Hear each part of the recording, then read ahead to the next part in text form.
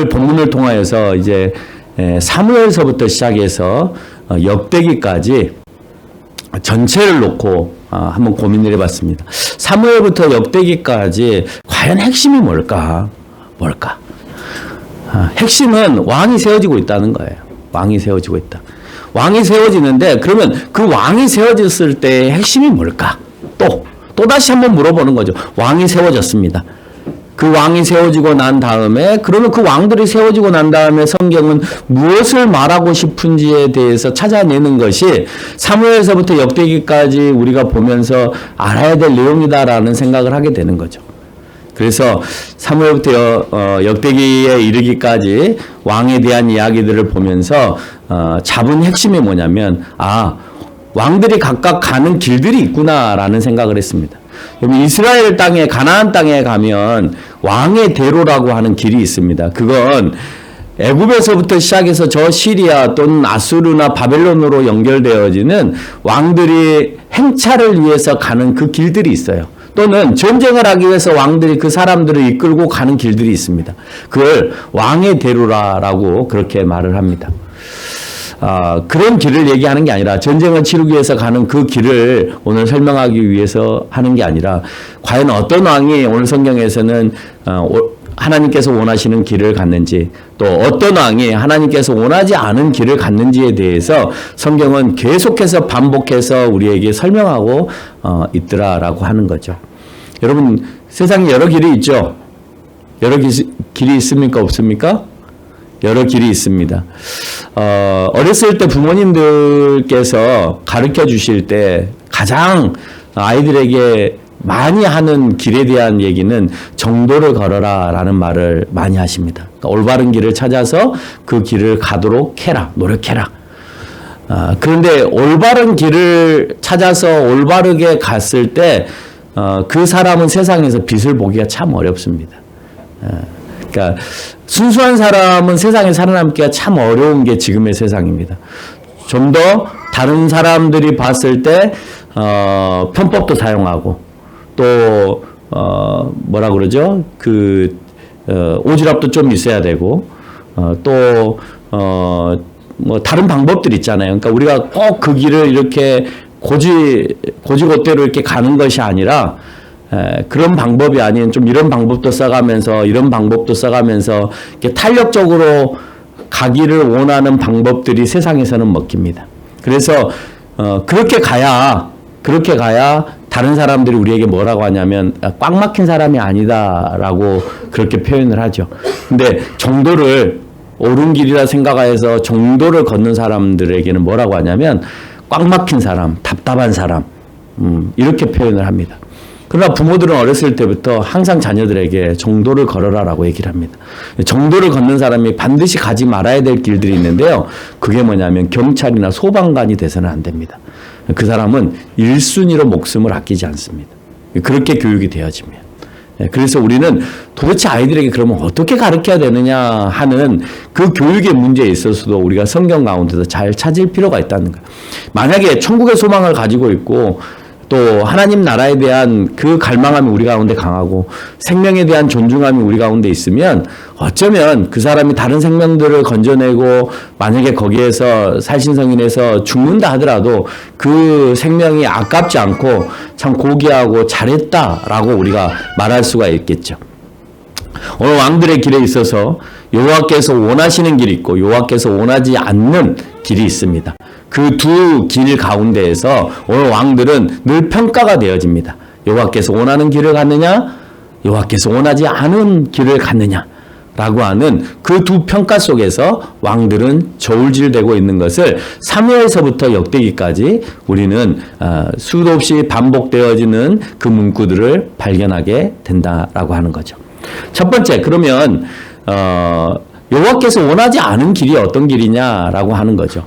여호와께서 원하지 않는 길을 첫째는 성경에서 뭐라고 하냐? 여로보암의 길이다라고 성경은 얘기를 합니다. 그러면 여로보암의 길만 있느냐? 그렇지 않습니다. 여로보암의 길과 같은 두모를 사용하는 여로보암과 똑같은 길을 뭐라고 얘기하느냐? 이스라엘의 왕들의 길이라고도 설명하고 있더라고요. 그러니까 북이스라엘의 왕들의 길.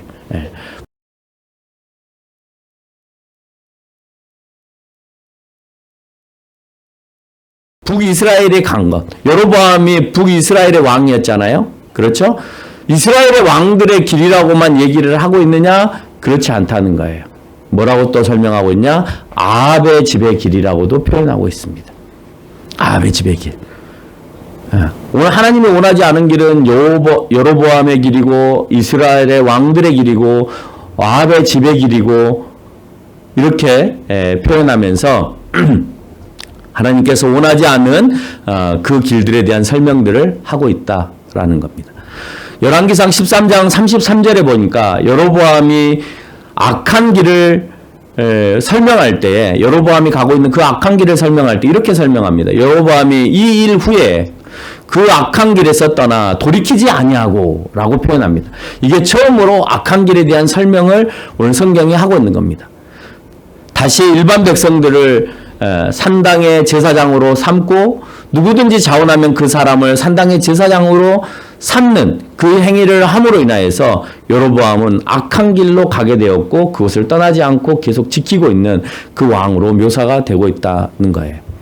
본문은 여호와의 사자가 여로보암이 베델과 단에다가 산당을 세우고 금송아지 우상을 만들어서 제사를 하고 분향을 하고 있을 때를 설명하는 겁니다.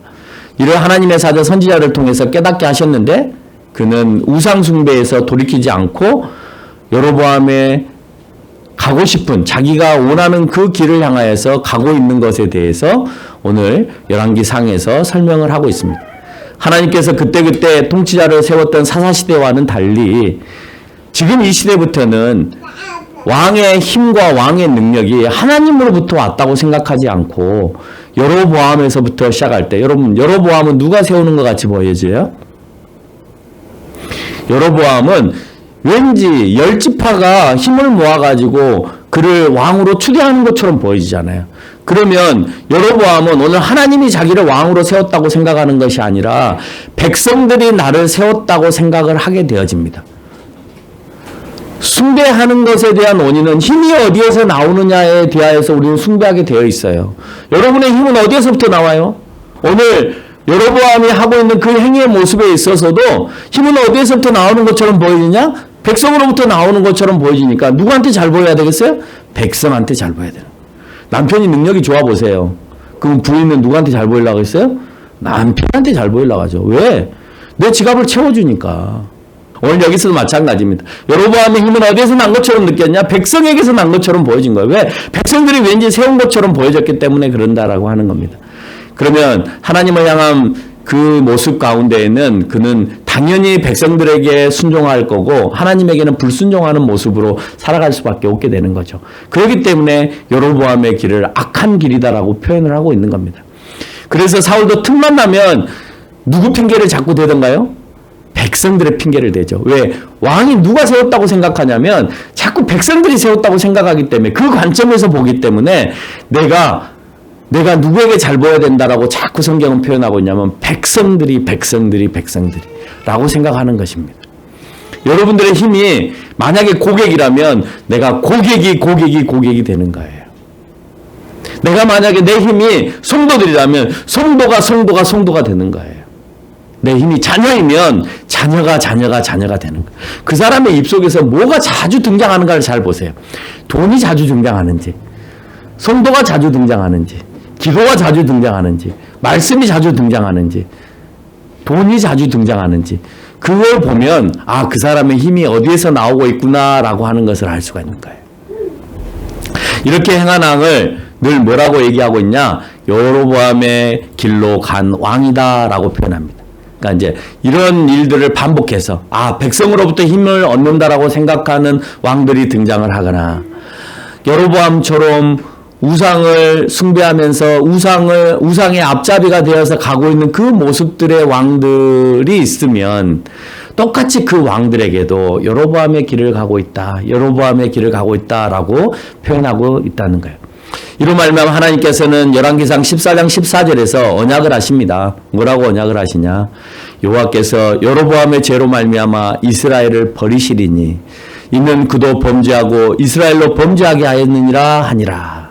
네가 우상 숭배를 했음으로 인해서 여로보암이 죄를 지었음으로 인해서 내가 이제 이스라엘을 버리겠다라는 거예요. 그래서 이스라엘을 유다보다 일찍 버립니다. 왜? 이미 약속을 하셨잖아요. 내가 버리겠다. 그럼 버리겠다고 할 때 돌이키면 됩니다. 아직 안 버렸기 때문에. 하나님의 원리는 그렇더라고요. 내가 버릴 거야? 혼낼 거야? 내가 3번만 셀 거야? 부모님 그렇잖아요. 너 내 3번만 셀 거야? 너 한 번만 더 그러면 혼낼 거야? 부모가 그렇게 자녀들한테 약속을 하잖아요. 그 말은 뭐냐면 기회를 줄 거야 라는 말이에요. 아직 너를 때리지 않을 거야. 야단치지 않을 거야. 벌 세우지 않을 거야. 아직 경고의 메시지인 거예요. 그러면 아직 기회는 있는 겁니다. 한 번만 더 기회를 줄 거야? 한 번만 아빠가 참을 거야? 2번만 엄마가 더 참을 거야? 라는 말 안에는 내가 지금부터 이 하고 있는 부모님이 원하지 않은 행동을 내가 안 하면 그러면 나에게는 형벌이 없는 거죠. 마찬가지예요. 오늘 하나님께서 이스라엘 백성들에게 얘기하고 있는 것은 내가 너희들을 벌하겠다라고 할 때는 아직 벌하지 않은 상태예요. 그러면 내가 마음을 고쳐먹고 돌아서면 되는 겁니다. 그래서 하나님은 시간을 주세요. 자, 너희들 잘 봐. 여로보암의 길을 가지 말라 했는데 너희 다음의 후손들이 어떻게 가는가 봐. 그러나 분명한 것은 이렇게 가면 내가 너희들을 버릴 거야? 라고 했다면 그렇게 가지 않도록 노력해야 되고 버림을 당하지 않도록 아직 벌을 받기 전이니까 벌을 받지 않도록 노력을 해야 되는 것이다 라는 겁니다. 이스라엘을 버리신 이유가 우상을 향한 범죄이고 하나님을 버립니다. 여러분 우상을 선택했다라고 하는 것은 하나님이 지워진 거예요. 뭐가 여러분 자꾸 하나님을 지우게 하던가요? 여러분 삶 속에서? 뭐가 여러분의 삶 속에서 자꾸 더 크게 보이고 좋게 보이면서 하나님을 가려요? 여러분만의 가리는 것들이 있죠? 커튼이 가리던가요? 뭘 여러분의 이 안목들을 가려서 하나님을 똑바로 보지 못하게 만들더냐라는 거예요. 내가 더 하나님에게 더 나가고 싶고 더 하나님을 사모하고 싶고 하나님께 더 예배하고 싶은 이 마음을 무엇으로 여러분은 가려져 있는가 하는 것을 오늘 찾아내지 못하면 그러면 우리도 역시 여로보암의 길을 가고 있는 것과 같다라는 겁니다. 농경 문화 가운데 또는 칼로 전쟁을 하는 시대에는 그 부유함과 승리가 신에게 있다고 봤습니다. 그렇죠? 우리나라도 마찬가지입니다. 그래서 이스라엘 주변 나라뿐만 아니라 동양권에서 똑같이 농경 문화 속에서는 가장 중요한 게 하늘만 쳐다보고 있는 거예요. 전쟁에 있어서도. 여러분 1대1로 싸움을 하고 있거나 막 포나 TNT나 이런 것들을 통해서 화약이나 이런 걸 통해서 전쟁을 치르는 게 아니니까 그런 편법이나 불법을 통해서 하는 게 아니라 정정당당하게 힘센 사람과 힘센 사람끼리 1대1로 싸우는 거예요. 그럼 몇 명이나 죽이겠어요? 많이 못 죽여요. 파라포스도 많이 못 죽여요. 그런데 포탄이 하나 떨어지면 수백 명, 수천 명이 한꺼번에 죽잖아요. 그렇죠? 근데 한 사람이 수백 명, 수천 명을 죽이기가 쉽지 않아요. 전쟁터에서. 그러면 거의 1대1로 싸우는 거예요. 저 사람과 나가 실력이 그렇게 차이 나지 않아요. 정말 칼싸움을 잘하는 사람 빼놓고는 다 비슷해. 그러면 누구를 바라느냐? 그 사람들은 비슷비슷하기 때문에 항상 신을 바라는 거예요. 또 농경문화 속에서도 씨를 뿌려놓고 나면 그 다음에 뭘 바라느냐? 그 다음에는 하늘만 바라보고 있는 거예요. 비는 언제 내릴 건지, 햇빛은 언제나 나올 건지. 지금 농경문화 속에서도 마찬가지죠. 인공비를 만든다는 등, 또 인공태양 광을 만들어서 태양빛을 세게 한다는 등 그렇게 과학이 발달해서 이제는 태양의 빛을 빌리지 않고 또 구름에서 나오는 그 비를 우리가 바라지 않고 우리가 인공적으로 만들어서 과학적으로 하겠다라고 생각하지만 여러분 부분적으로 내리는 것이 무슨 의미가 있어요? 그만큼 비의 값어치는 굉장히 높다라고 여러분에게 이미 말씀을 드렸습니다. 농사를 짓는 사람들 지금 과학적으로 농사를 지어도요 하늘을 바라봅니다. 하늘을 바라보고 기다리는 거죠. 조그만 농사를 짓고 하우스 안에서 조그맣게 하는 사람들은 스핑클러 돌리면 되니까 하늘 바라보지 않고 살아가죠. 그 사람들은 절대 신앙심이 있을 수가 없죠. 그게 무속적인 신앙이든 토테미즘, 샤머니즘이든 간에 그 사람들에게 신앙이 있을 수 없어요. 그들의 우상은 뭐냐면 과학이에요.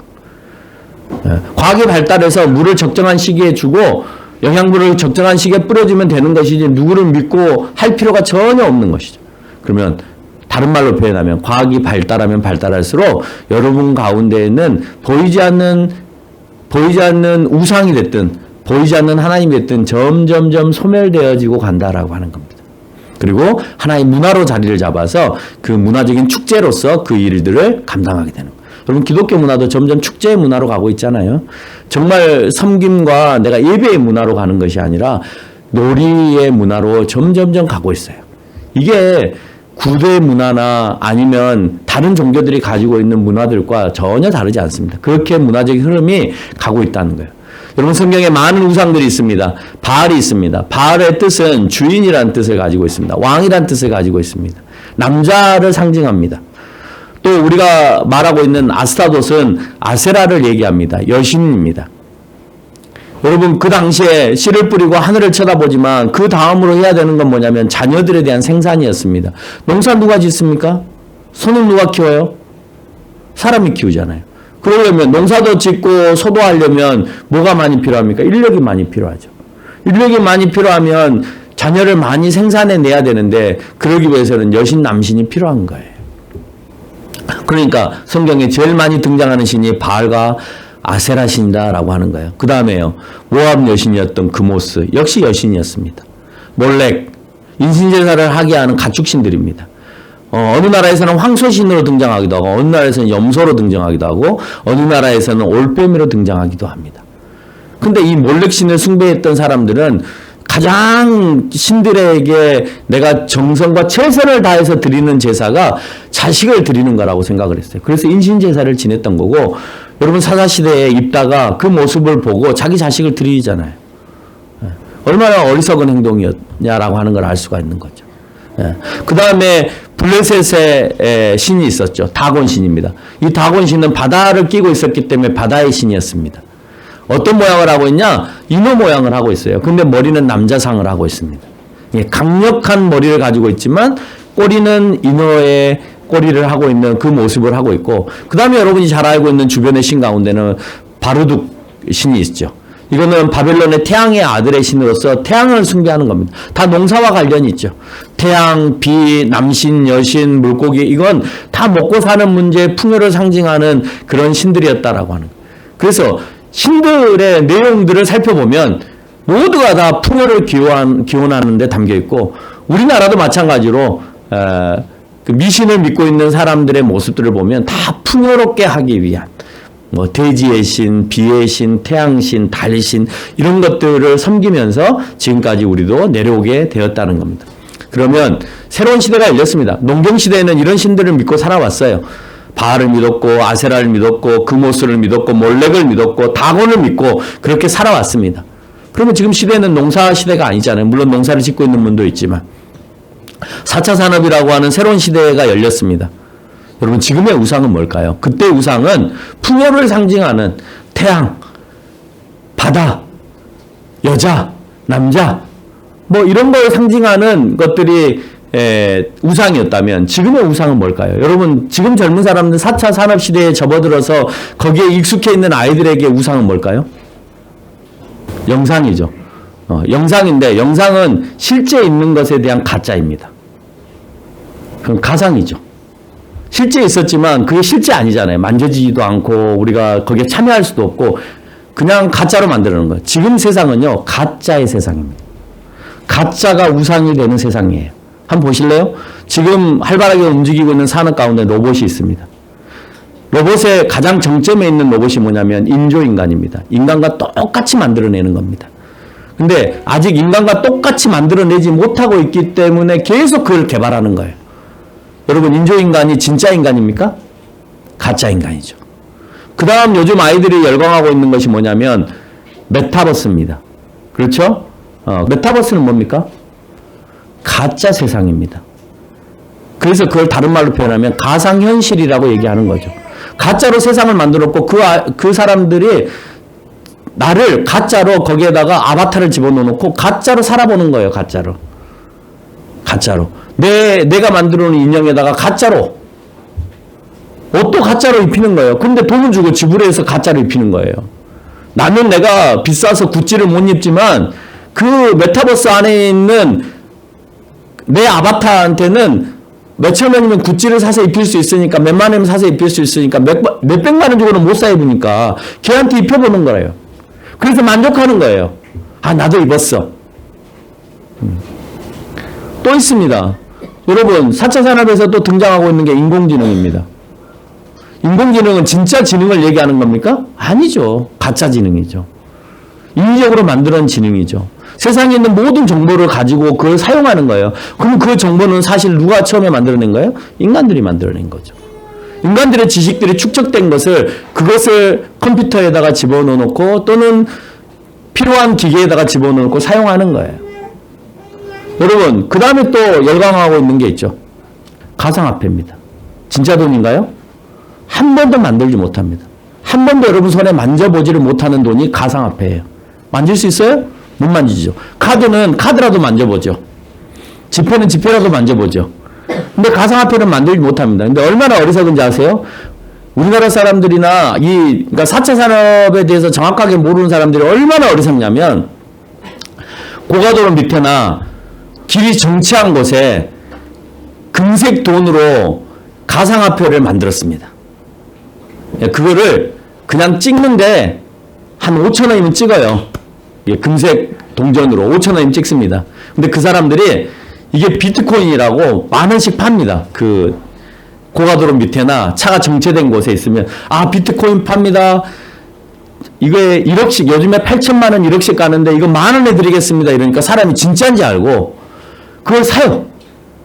창문을 열고. 그거 갖고 가면 그러니까 왜 그러냐면 동전 문화 속이나 지폐 문화 속에 살아가는 사람들은 진짜 그걸로 교환이 되는 걸로 착각한 거예요. 가상화폐가 보이지 않는 화폐라고 생각하는 것이 아니라 아, 이렇게 비트코인이 나오는가 보다 하고 그걸 산다니까요.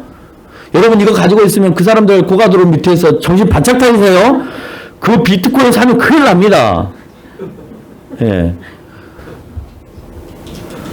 비트코인으로 자기네들이 만들었거든요. 여러분, 가짜 돈이에요. 내가 왜 이 세상이 가짜의 세상이 되고 있다라고 여러분한테 설명한지 아시겠죠? 가짜 지능, 가짜 세상, 가짜 화폐, 가짜 인간들이 판치는 세상이 곧 옵니다. 그리고 이제는 많이 우리도 거기에 접목들어 있어요. 여러분, 자율주행차는요, 인공지능으로 가는 거예요. 그러니까 이미 우리는 지금 차를 사시면 대부분 인공지능의 기능들을 다 갖추고 있어요. 과거의 상관은 없습니다만은 지금 사는 차들은 다 인공지능의 차들을 가지고 있어요. 그냥 가만히 놔두면 지가 가요. 이제는. 이제 그게 발달되면 내가 어디로 오라 하면 차가 알아서 와줘요. 지하도에서 그냥 나와서 내가 있는 자리까지 딱 와줘요. 그게 얼마 남지 않았어요. 채 3년도 남지 않았어요. 그리고 내가 그 차를 사용하지 않으면 그 차가 알아서 돌아다니면서 돈을 벌고 와요. 이제 그런 시대가 옵니다. 물론 그 차 가격은 지금보다 훨씬 비싸겠죠. 그러면 누가 돈을 버냐? 돈 있는 사람이 또 다시 돈을 벌게 되는 거고 돈 없는 사람은 돈 있는 사람에 속박되어서 살게 되어진다는 거예요. 여러분 그때 뭐가 주도해서 가고 있냐? 농경문화가 주도해서 가고 있으면 해신 달신이 우상이 되죠. 그러나 지금 4차 산업시대 때는 해신 달신을 바라보고 있는 것이 아니라 과학이 우상이다 보니까 과학이 어디까지 갔느냐가 우리의 우상으로 자리를 잡게 되어진다라고 하는 것입니다. 분명히 여호와 하나님께서 인간들을 왕으로 세워지기 전에는 사사기 10장 13절에서 보니까 너희가 나를 버리고 다른 신들을 섬기게 되어지면 내가 다시는 너희를 구원치 아니하리라 라고 하는 거예요. 여러분 우상은요 나를 누가 도와주느냐 내 힘이 어디에서 나오느냐의 문제예요. 내 힘이 가상화폐에서 나오면 가상화폐를 쫓아가는 거죠. 내 힘이 메타버스에서 나오면 메타버스로 쫓아가는 겁니다. 그래서 그쪽으로 쫓아가면 결국 나에게는 뭐가 없냐? 하나님이 없다는 거고 그래? 그러면 그것들이 너를 구원해 준다고 생각하고 네 생활을 풍요롭게 해준다고 생각하지? 그러면 지금부터 여호와 하나님으로부터 있는 구원은 너에게 없어라는 거예요. 그래서 그 사람에게는 절대 신비로운 일이 일어나지 않기 때문에 하나님이 믿어지지 않는 거예요. 절대 일어날 수 없습니다. 아니 내가 한 번도 신비로운 일들을 경험하지 못했는데 어떻게 하나님을 믿어요? 믿지 못하죠. 그래서 저는 하나님 안 믿습니다라는 말 안에는 그 사람은 신앙을 통해서 한 번도 하나님을 체험하지 못한 신앙이다라고 하는 것을 우리한테 고백하는 거예요. 여로보암 뒤를 이어서 나다방이 있었습니다만은 금방 죽고 없어졌기 때문에 그에 대한 평가는 거의 없었습니다. 그 뒤에 바사 왕이 있었습니다. 열왕기상 15장 34절을 보니까 바사가 여호와 보시기에 악을 행하되 여로보암의 길을 행하며 그가 이스라엘에게 범하게 한 그 죄 중에 행하였더라라고 표현하면서 처음으로 바사에게 여로보암의 길을 행하고 있어 라고 표현하고 있다. 너 가지 말아야 될 그 길을 가고 있어 라고 얘기를 하는데 그 길을 뭐라고 하냐? 여로보암의 길이다 라고 표현하는 겁니다.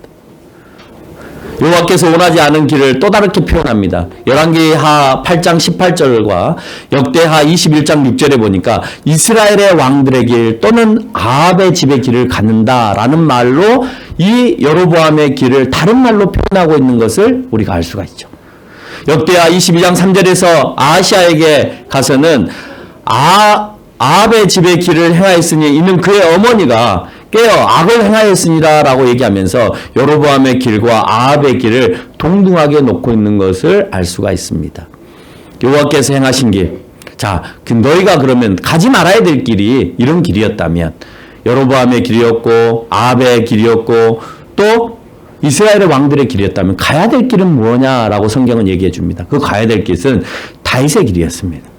열왕기상 13장 14절에 보면 내가 만일 내 아버지 다윗이 행한 것 같이 내 길로 행하고 내 법도와 명령을 지키면 내가 또 내 날들을 길게 하리라. 아까 여로보암처럼 가면 너희를 내가 없애버리겠다, 지워버리겠다 라고 표현한다면 다윗의 길을 향하면 그러면 내가 네 길을 길게 하겠다라고 표현해주고 있다는 겁니다.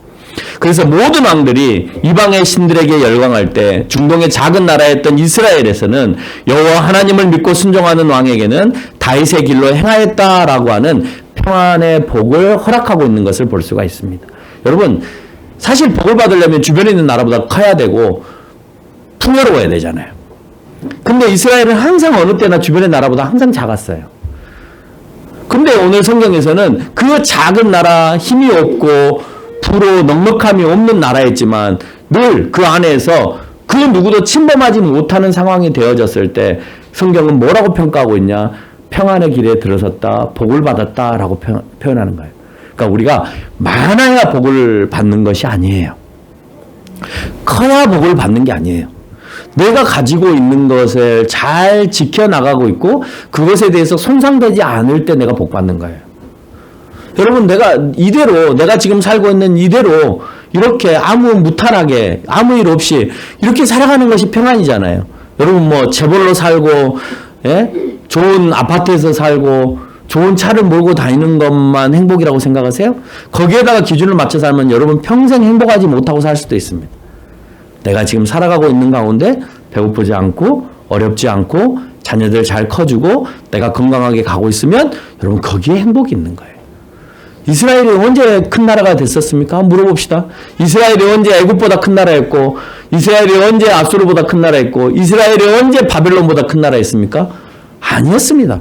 아주 작습니다. 강원도만한 땅덩어리입니다. 그걸 유지하고 있습니다. 근데 중요한 거는요. 지금 바벨론은 없고요. 지금 아수르는 없습니다. 근데요. 지금 이스라엘은 있습니다. 그럼 뭐가 더 복받은 거냐고 여러분에게 한번 물어보세요. 다윗의 길이라고 할 때 다윗도 모든 삶이 도덕적으로 정직하지 않았음에도 불구하고 다윗이라고 정직했나요? 안 했죠. 근데 다윗의 길을 얘기합니다. 근데도 불구하고 그를 뭐라고 하냐? 아샤르, 정직하였다라고 표현합니다. 그가 정말 정직했나요? 아닙니다. 부도덕한 삶을 살았습니다. 그렇죠? 그럼 다윗의 길을 걸어나갈 때 부도덕한 삶도 같이 살아가면서 살아야 됩니까? 라고 질문을 던질 수가 있는 겁니다. 하나님께서 그 다윗의 길을 얘기할 때 그 삶에 있어서 그 행위를 다 칭찬하는 것이 아니라 적어도 하나님을 버리지 않은 행위, 하나님의 사자가 그에게 다가가서 그러지 말으라고 얘기를 할 때 그 말에 경청해서 돌아설 수 있는, 그래서 어느 때든지 하나님께로 돌아와서 하나님을 섬길 수 있는 그 왕의 모습에 대해서 오늘 다윗에 대해서 설명하고 있는 겁니다. 그는 범죄하였지만 돌아설 수 있었습니다. 다른 왕들은요, 아무리 선지자들이 가서 종용하고 돌아서라 해도 돌아서지 않습니다. 전생의 통치 가운데 앞서 살펴본 대로 온통 우상이 범람한 주변 상황 가운데서 다윗은 그래도 성전과 하나님 중심이었습니다. 성전을 세우기 위해서 그토록 노력하였고 우상을 숭배하지 않으려고 노력하였고, 그래서 자기가 혹시 실수를 통하여서 부도덕한 삶을 저지른 삶을 살았다 하더라도 그는 항상 하나님의 성전이 중심이었고 하나님이 중심이었다라고 하는 겁니다. 16대 왕이었던 요시야에 가서는 열왕기하 22장 2절에 보니까 요시야가 여호와 보시기에 정직하게 행하여 그의 조상 다윗의 모든 길로 행하였다. 그리고 자로나 우로나 치우치지 않았다라고 하면서 요시야야 네가 다윗의 길을 걸었다라고 표현을 해줍니다. 또 역대하 34장 2절에서 보니까 여호와 보시기에 정직하게 행하여 그의 조상 다윗의 길로 걸으며 자로나 우로나 치우치지 않았다라고 똑같이 묘사를 해주고 있어요. 누구를 향하여서? 요시야를 향하여서. 요시야가 어떻게 살았나요? 요시야는 율법책을 발견하고 율법책을 백성들 앞에서 낭독하게 하고 백성들이 저지른 죄가 무엇인지를 그 낭독을 통하여서 깨닫게 하고 여호와 앞에서 나가서 통회하고 자복하게 하는 일들을 함으로 인해서 종교개혁의 시작의 문을 열게 되어졌다라고 하는 겁니다. 여호와 보시기에 좋은 왕은 다윗 왕으로만 묘사되지 않고 여호사밧과 아사의 길이라고도 표현하고 있습니다. 우리가 생각할 때 옳은 길, 너희가 반드시 가야 될 길이 어느 길이냐? 다윗의 길이다라고만 우리는 설명하고 있을지 모르겠습니다만은 여호사밧의 길, 아사의 길도 표현해주면서 그 사람들도 띄워주고 있는 걸 볼 수가 있어요. 여러분 역대하 21장 12절에 보니까 선지자 엘리야가 요람에게 글을 보내어 이르되 왕의 조상 다윗의 하나님 여호와께서 이같이 말씀하시기를 내 아비 여호사밧의 길과 유다왕 아사의 길로 행하지 아니하고라고 표현하면서 왜 그 길을 걸었어야 되는데 걷지 않았느냐라고 평가하고 있는 것입니다. 역대하 17장 3절에서 마찬가지입니다. 다윗의 처음 길로 행하여 바알에게 구하지 아니하였다. 누가요? 여호사밧과 함께 하였으니 라는 표현들을 하고 있는 거예요. 그 조상들이. 우리가 다윗을 정죄한다면 이 땅에서 정죄되지 않을 사람은 하나도 없을 겁니다. 모두가 다 정죄받아야 될 겁니다. 그러나 잘못을 시인하고 하나님 앞에 돌아와 하나님으로부터 정직하다고 인정받는 사람은 세상의 모든 사람이 아니라 소수일 것입니다. 이게 큰 차이인 거예요.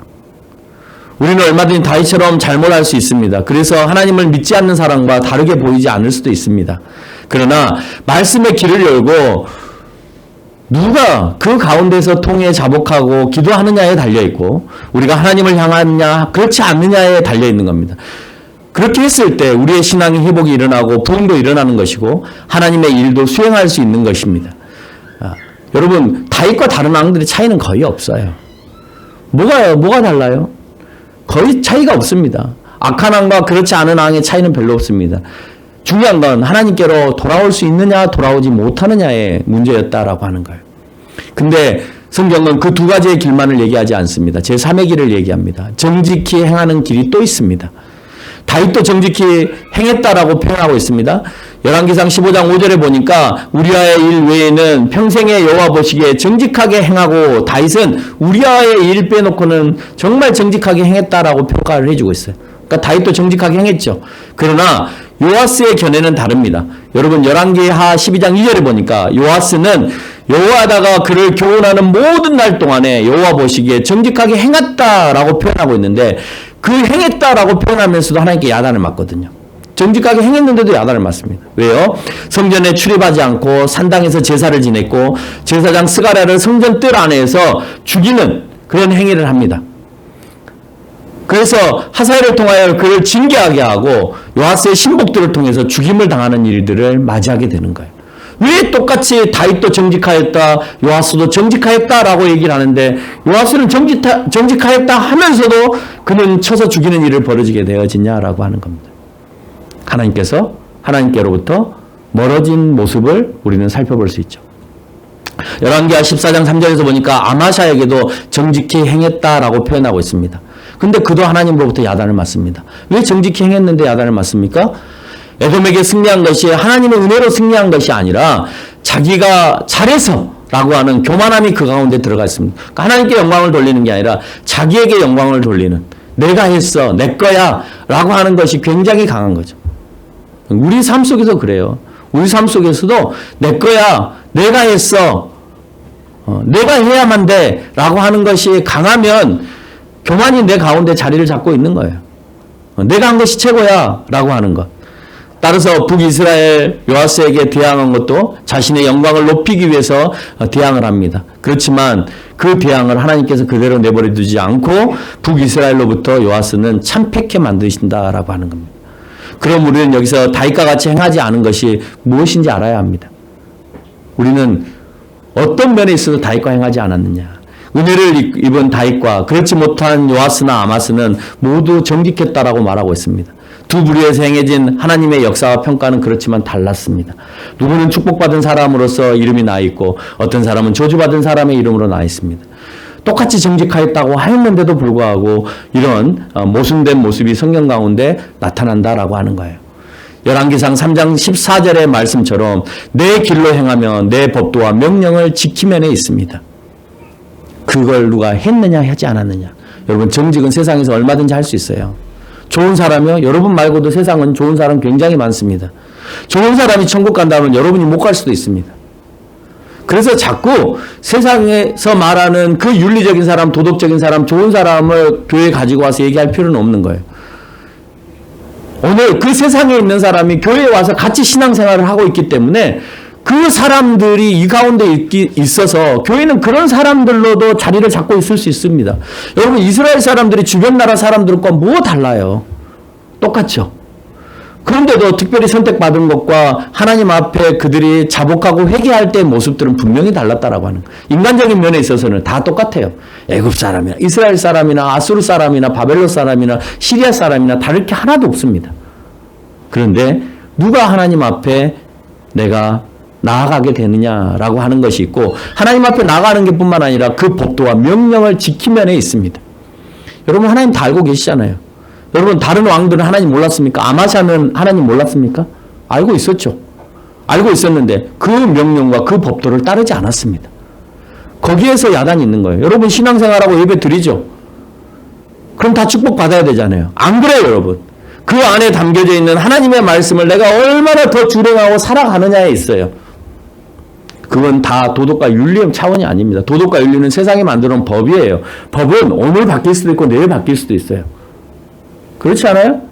법이 항상 똑같던가요? 안 그렇습니다. 똑같지 않기 때문에 국회의원들이 있는 거고 그것을 다시 뒤집어 엎기 위해서 국회의원들은 수도 없이 국회의원들에게 가서 로비 활동을 하는 겁니다. 어제는 죄가 아니었는데 오늘은 죄가 되는 경우도 있고 어제는 죄였는데 오늘은 죄가 안 되는 법들이 굉장히 많습니다. 이것과 반대 개념이 열왕기하 17장 8절에 있습니다. 뭐라고 되어 있냐? 이방 사람의 규례와 이스라엘의 여러 왕이 세운 율례를 행하니라 라는 말을 하고 있습니다. 그래서 내가 너희를 책망한다라고 얘기하고 있는 거예요. 누구의 규례를 따라가느냐라고 하는 겁니다. 세상에 지금 범람하고 있는 여러분을 현혹시키고 있는 많은 제도들이 있습니다. 성경이 합당하지 않았을 때는 그 사람들을 우리가 야단하거나 핍박하거나 뭐 싸우거나 그러지 않죠.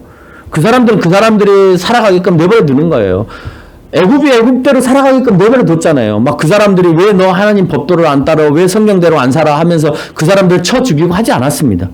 우리도 마찬가지입니다. 그 사람들이 어떤 방법으로 살아가든 세상에 있는 다른 사람들이 어떤 방법으로 어떤 법을 만들어 살아가든 우리는 그들과 대항하거나 싸우지 않습니다. 단 우리는 우리 안에 있는 이 공동체에서만큼은 그렇게 살아가지 말라고 얘기를 해야 되고 그렇게 그 길을 가는 거예요. 그 사람은 그 사람의 길을 가는 거고 우리는 우리의 길을 가는 겁니다. 왜 우리의 길까지 그 사람들에게 뺏겨서 그렇게 가야 된다라고 얘기를 하냐는 거예요. 있을 수 없는 거죠. 우리도 우리의 선택이 있는 겁니다. 그러지 않습니까? 예. 지금 동성애법을 가지고 지금 뭐 옥신각신하고 있습니다. 우리는 우리의 길이 있는 거예요. 성경의 길이 있는 겁니다. 그 사람들이 어떤 길을 가든지 우리는 그걸 가지고 대적하거나 싸우거나 야단치거나 할 필요 없습니다. 우리가 불쌍하게 봐주고 도와주고 또 그 사람들이 복음 안으로 들어오게끔 모두가 다 복음의 대상이니까요. 우리가 배척할 이유는 하나도 없는 겁니다. 단 내 자녀들에게는 성경적으로 가르쳐야죠. 그러지 말아라. 그래서는 안 된다. 그 길만이 길이 아니다. 성경이 원하는 길이 있다. 꼭 그 길을 가야 될 이유가 없다. 라고 우리는 분명히 설명을 해야 된다라고 하는 것입니다.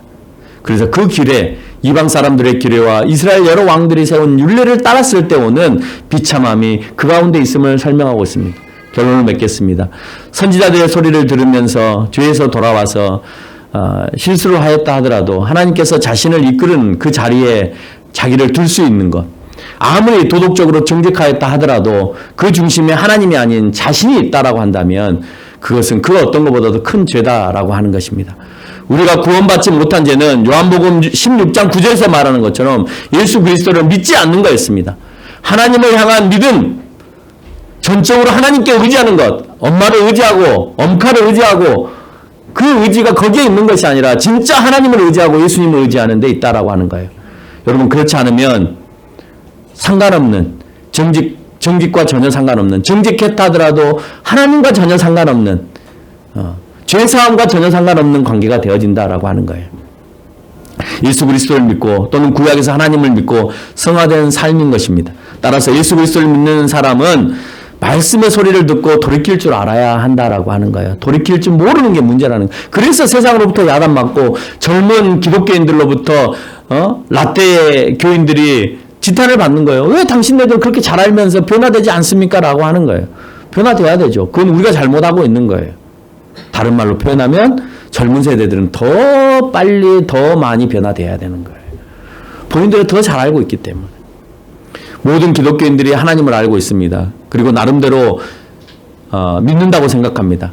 이스라엘 왕들도 하나님을 알고 있었습니다. 그러나 모두가 진실되게 하나님을 의지하지 않았습니다. 사울도 우상 숭배를 하지 않았습니다. 그러나 그는 하나님을 의지하지 않고 하나님의 방법을 찾지 않고 자신의 방법을 찾아서 갔습니다. 세상에서 말하는 정직이 있다 하더라도 하나님을 향한 마음을 놓쳤다면, 그랬다면 여러분은 어쩌면 다윗의 길로 가는 것이 아니라 다윗이 아닌 이스라엘의 왕의 길을 가고 있는 것일 수 있습니다. 여러분 그걸 잘 생각하면서 살아가는 한 주간이 되시기를 바랍니다. 찬양하겠습니다. 부흥입니다.